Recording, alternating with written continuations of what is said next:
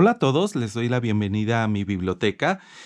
Para aquellos que no la conozcan, pues aquí se las presento y para aquellos que ya la conocen, pues de todos modos aquí se las enseño para que no la vayan a olvidar. Bueno, pues en el video de esta ocasión, en este video de OnlyBooks, les voy a hablar acerca de los libros que leí este primer trimestre del 2025, enero, febrero y marzo, que pues son libros que tengo precisamente aquí en mi escritorio. Como pueden ver, son poquitos, cada vez leo menos, pero pues es porque estoy tratando de darle más importancia a la comprensión de mi lectura, a la retención de datos, a la reflexión acerca de aquellos aspectos en los cuales pues estas lecturas están cambiando mi vida, así que pues no es del todo malo el leer menos si se profundiza en la comprensión. Iniciemos este video. El primer libro que leí en este 2025 es este, que se llama El caso Cumbres, de un periodista mexicano llamado Javier Munguía. Es un libro que pues uno no quisiera leer jamás este tipo de casos. Es un libro pues, con un tema delicado de algo horrible que pasó, algo que pasó en el año 2006 aquí en México. Y es un caso que levantó mucha polémica. Es algo que, bueno, por la misma naturaleza del libro, no quiero entrar en detalles aquí. Es un libro que sí les recomendaría. Y lo único que les quiero expresar son dos citas. Una de ellas, una cita que hace el propio Javier Munguía acerca de uno de los principios básicos del periodismo. Y esta cita dice que cuando una persona afirma que está lloviendo y la otra afirma que por el contrario el clima está seco, tu trabajo como periodista no es citar a las dos personas, sino asomarte por la ventana para saber cuál es la verdad. Ese sería, creo que una cita que no nada más deberíamos aplicar para como principio básico del periodismo, sino incluso como uno de los principios básicos que deberían de regir la vida de las personas cuando se trata de juzgar la propia realidad. Bueno, y hay otra cita, pero esa cita no la saqué del libro. Es una cita que, bueno, es un comentario que me encontré en un video de YouTube que habla acerca de este caso, del caso Cumbres, que me parece una cita verdaderamente delirante. A ver, les voy a decir lo que decía ese comentario de YouTube acerca de este caso tan polémico, que creo que no debería de ser polémico. Aquí están las evidencias más que analizadas, pero bueno, ese comentario decía, o la persona que lo escribió decía, no tengo absolutamente ninguna prueba de que esta persona, Erika se llama, sea culpable, pero tampoco tengo absolutamente la menor duda de su culpabilidad. Fíjense nada más qué comentario tan absurdo, donde tú haces un juicio tan tajante en un tema tan serio, basado absolutamente en nada, basado, digamos, si acaso en la soberbia, en la pedantería, en la suposición de que solo porque tú lo estás suponiendo tiene que ser verdad. Bueno, creo que de entrada este libro nos brinda un aprendizaje o a mí cuando menos me brinda un aprendizaje muy valioso, que es, eh, pues, si vas a referirte a un tema serio, delicado, con repercusiones, lo mejor que puedes hacer es saber de lo que estás hablando. Y este es el primer libro que leí en el año, un libro pues con una temática muy oscura, pero que, como les digo, yo creo que valdría la pena revisar. Y nos vamos a dar cuenta de que todos estos libros están relacionados a través de un hilo conductor que ahorita nos va a ir quedando claro. Bueno, el segundo libro que leí es un libro que difícilmente le va a fascinar, y de eso yo estoy consciente, a los seguidores de este canal, porque los seguidores de este canal tienen un perfil un poquito más relacionado con los clásicos, con la novela, con las joyas más valiosas de la literatura universal. Pero de todos modos yo espero que me tengan un poquito de paciencia y que pues se queden aquí durante todo lo que dura el video para pues que vean cuál es ese hilo conductor que les estoy tratando de mostrar. Es un libro sobre evolución humana. Finalmente yo soy biólogo, entonces a mí me fascina el tema. Es un libro acerca de el Homo habilis, que es, digamos que, el primer integrante del género al que nosotros mismos pertenecemos, los humanos, como Homo sapiens, el género Homo. Y obviamente, pues en este caso no les voy a hacer el resumen del libro, no les voy a decir con todo detalle de qué trata, pero sí les voy a decir qué fue lo que aprendí y por qué se me hace valioso. Creo que este libro se relaciona mucho con este otro. Este libro, en resumen, sí les podría decir que trata acerca de la naturaleza humana, acerca del lado más oscuro de la naturaleza humana, cómo es que el ser humano se convierte en un monstruo debido a su contexto personal, a su contexto familiar y social, y nos hace pensar mucho acerca de cómo podemos evitar que los seres humanos nos convirtamos en monstruos, porque, bueno, finalmente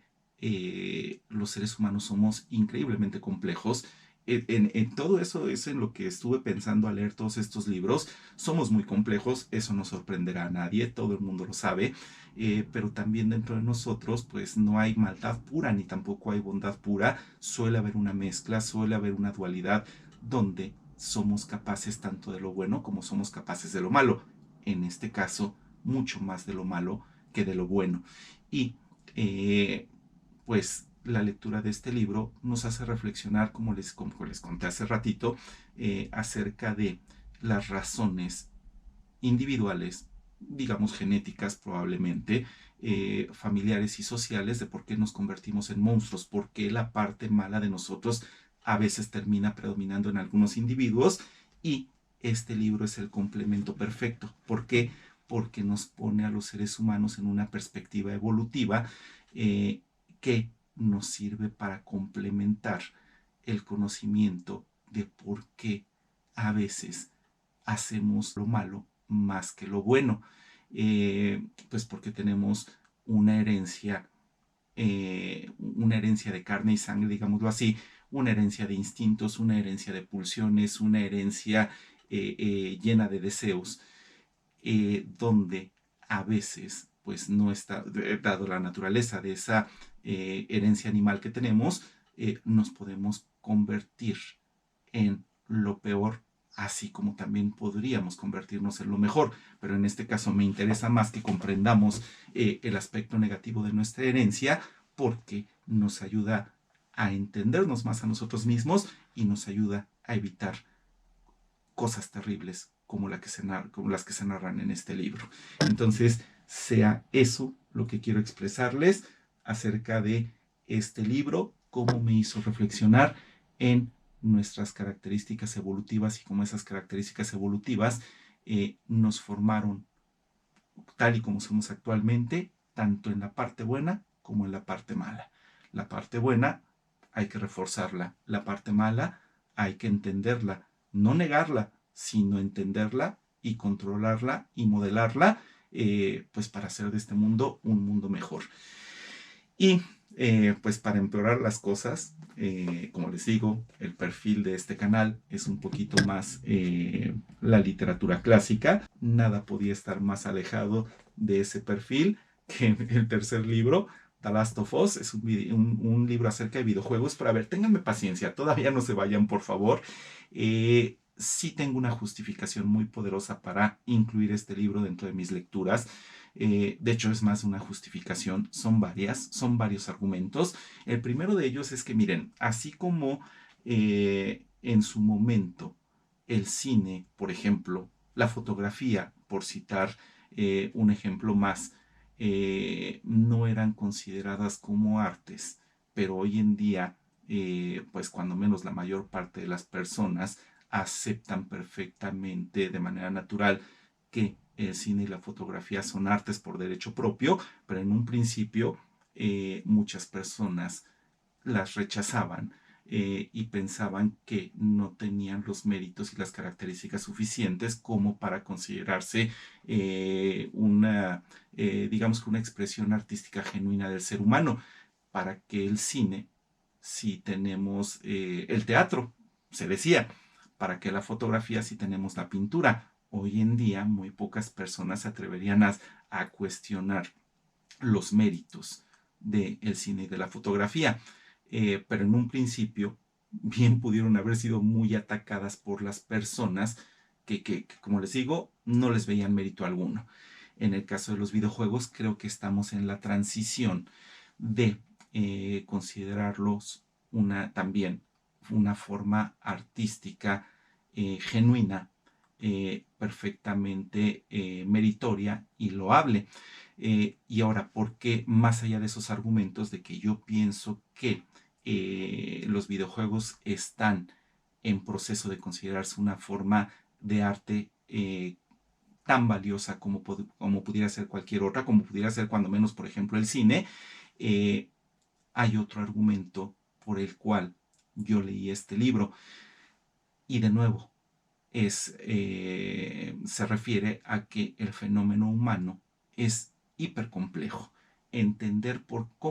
quiénes somos los seres humanos, qué somos los seres humanos, qué nos motiva, por qué nos comportamos como nos comportamos, por qué a veces predomina nuestra parte buena y a veces predomina nuestra parte mala. Entender todas esas características es muy complicado.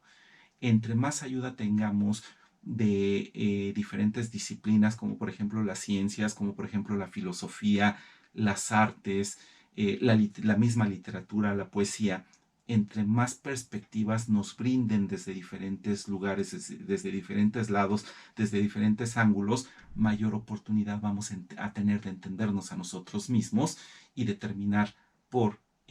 hacer lo correcto y que predomine nuestra parte buena, o simplemente por entendernos a nosotros mismos. Ya lo demás vendrá de manera adicional. Así que yo creo, lo que sostengo,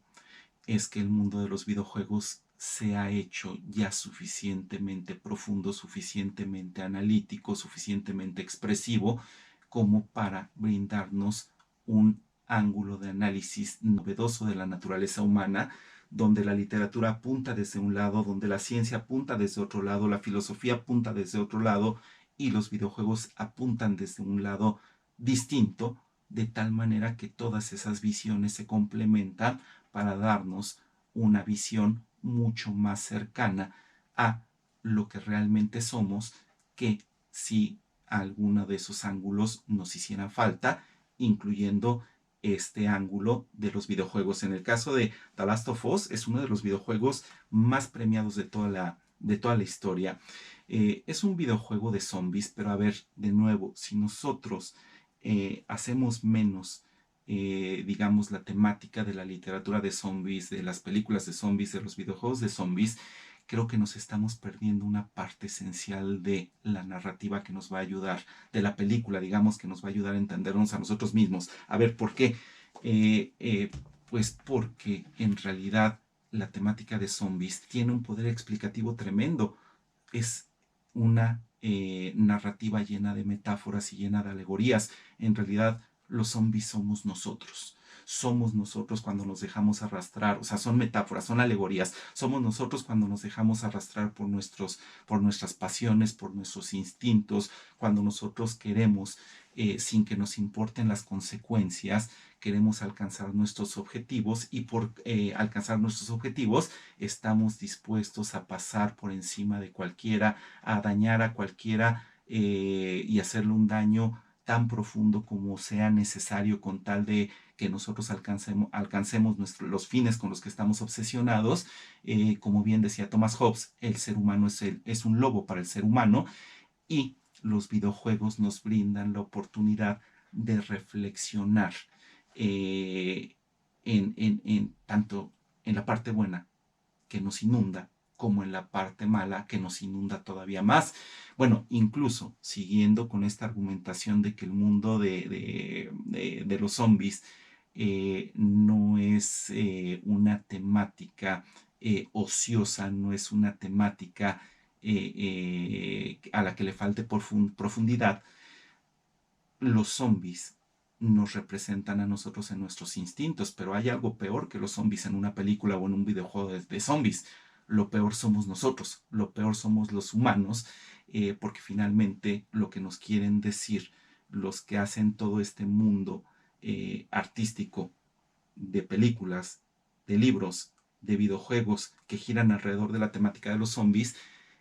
es que nosotros somos ellos, pero aun cuando nosotros no nos concentramos en que nosotros somos ellos, sino cuando nos concentramos en los protagonistas humanos, ahí está peor todavía, porque cuando menos el zombie carece de voluntad,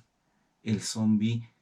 se ve empujado por sus instintos para obtener lo que quiere y está más allá de la ética y más allá de la moral, puesto que no tiene otra opción más que comportarse como se comporta, mientras que nosotros los humanos sí tenemos opciones, tenemos libre albedrío, a diferencia de los zombies, tenemos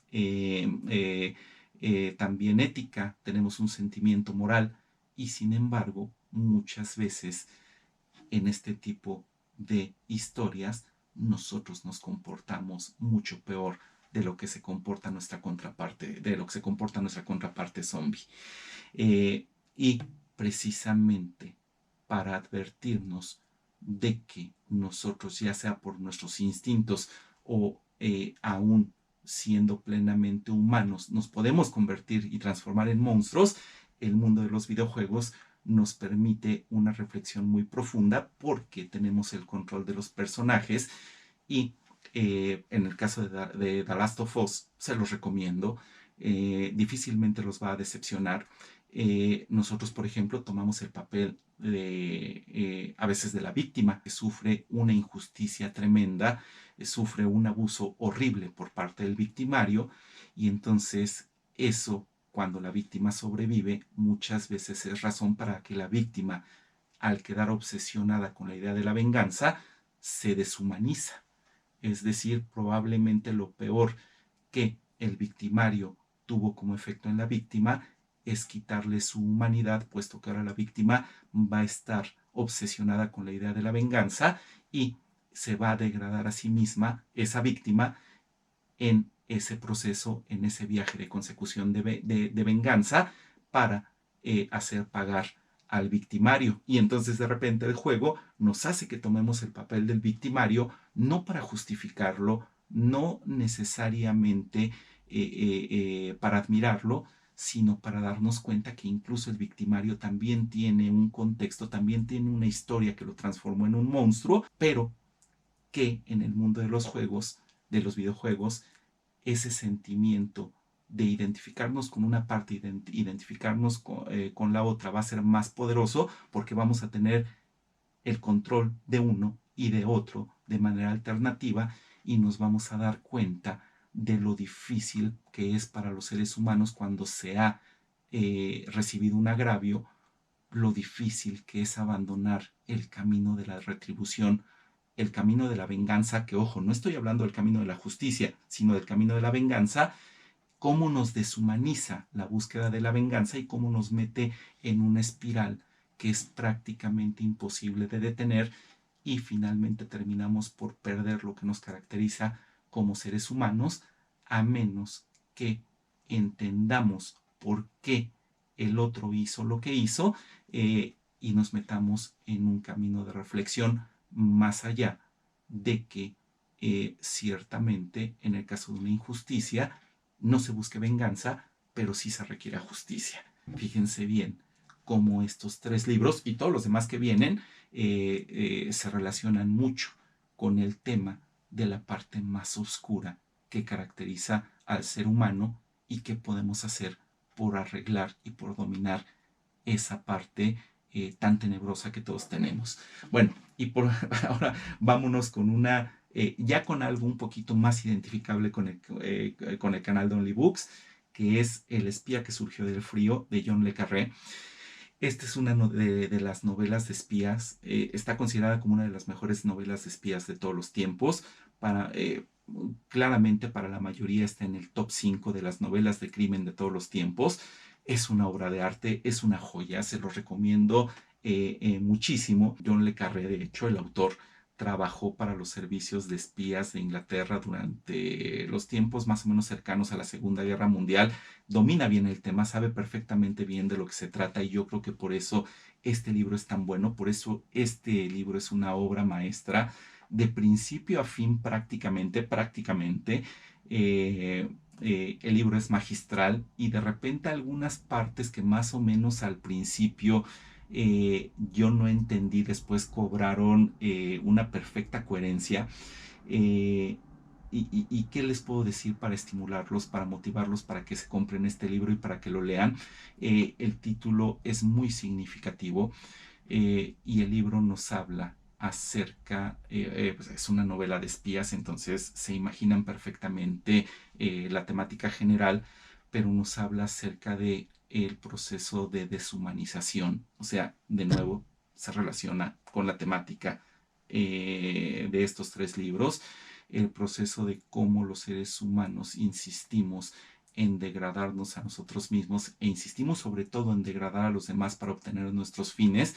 y el proceso es mucho más difícil de detener, es mucho más difícil no arrebatar la dignidad a las otras personas, a nuestros semejantes, cuando pensamos sobre todo que estamos justificados para arrancarles esa dignidad porque supuestamente estamos buscando fines que son muy importantes. Este libro nos habla acerca de cómo se aplasta la dignidad del individuo a costa de supuestamente buscar el bien para la mayoría. Así que, pues no les voy a dar, no les voy a hacer spoilers, no les voy a adelantar cosas acerca de los detalles de este libro, pero sí les puedo decir que el libro es una vuelta de tuerca tras otra, tras otra, tras otra. Uno generalmente cuando lee novela negra, novela de espías, novela de detectives, sí tiene una cierta idea de aquello en lo que va a terminar el libro, sí tienes una cierta idea y puedes decir, aunque no le vas a atinar a todo, puedes decir, ah, pues el asesino era este, la motivación era esta, esto fue lo que pasó. No, en este caso esta obra maestra te engaña por completo, o sea, llega al final y tú dices, eso no me lo esperaba, un final perfectamente factible, una obra de arte, el final no viene arruinado como suele pasar en muchas novelas y en muchas historias, y nos hace reflexionar muchísimo acerca de, eh, pues, de nuevo, qué tenemos que hacer para que nosotros seamos personas éticas, para que nos tratemos dignamente a nosotros mismos y para que nosotros no dejemos de tratar dignamente a todos los demás. Así que nos va a hacer reflexionar mucho y yo creo que si tuviera que recomendarles un libro de todos los que leí este trimestre, híjole, yo creo que sí sería este. Así que váyanlo poniendo en su lista de libros pendientes, si es que no lo han leído, y si ya perdón, si ya lo leyeron, pues pónganmelo en sus comentarios. Y miren, para seguir con, híjole, fueron lecturas muy oscuras y lecturas muy deprimentes en las que me zambullí este trimestre, primer trimestre de 2025, Guerra Nuclear de Annie Jacobsen. Es un libro que, híjole, fue la mejor elección y al mismo tiempo la peor elección como para haber abordado esta temática después del espía que surgió del frío, pues porque los dos nos hablan acerca de lo apabullante que es tratar de ser un individuo libre, un individuo ético, en un mundo como el que nos hemos construido los seres humanos. A lo que voy es que después de que lees este libro y te das cuenta del potencial destructivo de las armas nucleares, creo que no nos queda otro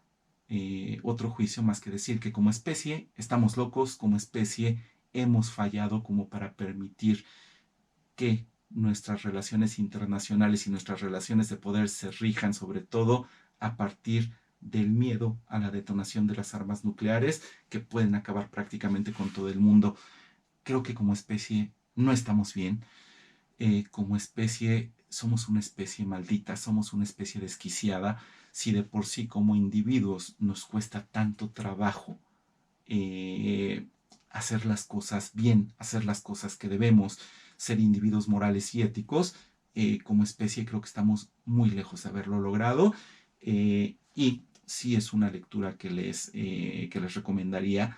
Creo que tendríamos que encontrar una alternativa para que el mundo siga funcionando de manera segura, que una alternativa que esté mucho más allá de las armas nucleares. Es una locura que las tengamos, es una locura que tengamos, que estemos dispuestos a que esa espada de Damocles esté pendiendo sobre nuestras cabezas, esa espada de Damocles gigante que pueda acabar absolutamente con todos. Algo deberíamos de hacer, y creo que una buena reflexión sí nos vamos a llevar si leemos este libro. Es una lectura difícil, de una vez se los digo, pero sí se las recomendaría. Guerra Nuclear, de Annie Jacobsen. Y miren nada más qué locura. Aquí tenemos novela negra, tenemos a Raymond Chandler, y uno de los más famosos detectives de la historia de los libros relacionados con la temática de crimen, de detectives, de novela negra, de novela de espías, por ejemplo, el detective Philip Marlowe, la creación de Raymond Chandler, uno de los más grandes exponentes de toda la historia de la novela negra, que es una especie de novela de policíaca, novela de detectives, pero mucho más oscura, mucho más desmoralizante, en un mundo degradado, en un mundo sin moral. Bueno, y leí la que está considerada como una de las 5 mejores novelas de crimen de toda la historia, junto con este libro de John le Carré, el libro del espía que surgió del frío. También al mismo nivel se encuentra el libro de El sueño eterno. Aquí vienen compiladas todas las novelas de Chandler, o sea, no, El sueño eterno, que fue la novela que leí, no es todo este libro, es solamente una parte, son 169 páginas específicamente. Es un libro, es una novela inteligente, es una novela entretenida, pero también es una novela mucho más desafiante que El espía que surgió del frío, porque es una temática muy compleja, es una temática enredada. Para bien y para mal, Raymond Chandler tenía una capacidad descriptiva y un vocabulario increíblemente profundo y increíblemente amplio, lo cual pues hace que la novela se extienda un poco más. Eh, si necesitas una relectura para entenderle por completo a lo que Raymond Chandler está diciendo, y no la recomendaría tanto. El sueño eterno es una novela formidable, por algo está entre las mejores novelas de crimen de todos los tiempos, pero no la recomendaría con la fuerza, y no la recomendaría de manera tan tajante como de hecho les estoy recomendando El espía que surgió del frío. Pero de todos modos es una novela que los va a entretener, y es una novela que trata acerca de nuevo, pues de una familia millonaria, una familia que es presa de sus propios instintos que no puede moderar, que no puede controlar, en un mundo donde de por sí la ética y los valores no son aquellas características que predominan, pero tiene la ventaja de que a nosotros, que sí nos interesa, pues digamos, diferenciar lo correcto de lo incorrecto, nos da elementos para reflexionar y volvernos potencialmente mejores personas. No estoy insinuando que un libro tenga necesariamente que tener una utilidad, que un libro no sirve si no nos vuelve mejores personas. Simplemente el placer estético que nos proporciona la lectura de una obra maestra o de un libro es justificación suficiente para abordar una novela, en este caso una novela. Pero si nos sirve también para entendernos a nosotros mismos, pues qué mejor que leer una novela como esta, El sueño eterno, de Raymond Chandler. Y finalmente, libros que estrictamente hablando no leí, sino que releí, pero que releí con tanto esfuerzo, con tanto detalle, con tanta meticulosidad, que sí decidí incluirlos como parte de mis lecturas. Leí el Enrique VI parte 2 y el Enrique VI parte 3, de ni más ni menos que de William Shakespeare. probablemente el más grande y profundo analista de la conducta humana de todos los tiempos, el más grande y profundo analista de aquello que motiva las acciones de nosotros los seres humanos. Así que si ya estoy metido en esta dinámica de entenderme a mí mismo y entender por qué los demás y yo hacemos lo que hacemos, pues qué mejor que leer a Shakespeare. Y aquí déjenme hacerles un anuncio muy importante, antes de decirles algunas palabras acerca de la segunda y la tercera parte del Enrique VI, y es que aquí en el canal de OnlyBooks hay una sección de miembros del canal, una sección, ahí tienen un botón que dice unirse al canal, específicamente dice unirse, denle clic sin ningún miedo, no hay ningún problema, no los comprometa nada, simplemente se despliega un video y una serie de beneficios que ustedes van a tener si se unen como miembros del canal. Sí hay que hacer un pago extra, pero no lo vean como una cuestión de exclusión a quienes no estén dispuestos a pagar, sino como una, digamos que, pues al contrario, un esfuerzo que van a hacer ustedes si les gusta el contenido de este canal, es una manera de apoyarme a mí como creador. Si lo pueden hacer, si se pueden unir, muy bien. Si no se pueden unir, no se preocupen, aquí les voy a seguir dando el mejor contenido que yo sea capaz de producir, y estoy hablándoles de la sección de miembros del canal, porque ahí en esa sección tenemos un club de lectura en el cual nuestro principal autor, el principal autor que estamos leyendo, pero no exclusivamente en ese club de lectura, es William Shakespeare. Tenemos el proyecto de leer absolutamente todo Shakespeare. Vamos en orden cronológico desde su primera obra hasta sus últimas obras, y acabamos de terminar toda la trilogía del Enrique VI, el libro que vamos a analizar a continuación. Vamos alternando libros de otros autores, vamos a leer Frankenstein de Mary Shelley, y también a continuación de Frankenstein de Mary Shelley vamos a regresar a Shakespeare y a leer una de sus obras más famosas, ni más ni menos que La tragedia del rey Ricardo III, o simplemente Ricardo III. Y bueno, pues ¿de qué nos habla? Ahora volvamos aquí. ¿De qué nos habla Enrique VI? Pues nos habla básicamente acerca de la ambición. Es la principal temática que se explora en esta trilogía de obras de teatro. Específicamente este trimestre leí la segunda o releí la segunda y la tercera parte, y nos habla acerca de cómo para los poderosos, pues los ciudadanos, las personas del pueblo común y corriente, no valen absolutamente nada más que como herramientas a las cuales se les puede manipular y a las cuales se les puede expoliar con impuestos, para que esas personas que son las dueñas del poder y son las dueñas de la influencia y las dueñas de la riqueza y del dinero, puedan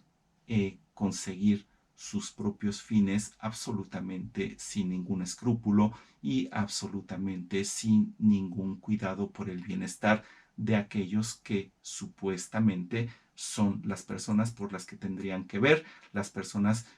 cuyo bienestar tendrían que procurar. Y se complementa perfectamente bien las reflexiones a las que nos obliga Shakespeare con estos dramas históricos en Enrique VI, se complementan perfectamente bien con la temática de todos estos libros, que al final es quiénes somos nosotros, por qué hacemos lo que hacemos y cómo podemos hacerle para entender el mundo y desempeñarnos en ese mundo sin alterar la dignidad de los demás, y en el proceso sin alterar nuestra propia dignidad, comportándonos como seres humanos éticos y responsables de nuestras propias acciones. Y creo que ese es el hilo conductor que une a todas estas novelas y a todos estos libros, que yo creo que me fueron muy útiles, cuando menos para entender un poquito más quién soy yo. Muy bien, hemos llegado al final. Espero, fue un viaje muy personal, y fue un viaje largo, y yo felicito en realidad, bueno, más que felicitar, le agradezco a todos aquellos que llegaron, que resistieron y que llegaron prácticamente hasta el último minuto, y para aquellos que no llegaron, pues también les agradezco mucho el esfuerzo, y recuerden que yo siempre voy a tratar de traerles el mejor contenido y ustedes serán los mejores jueces que decidirán si lo logro o no lo logro. Por ahorita no me queda más que volver a agradecerles y decirles que yo soy Roberto y que nos vemos muy pronto.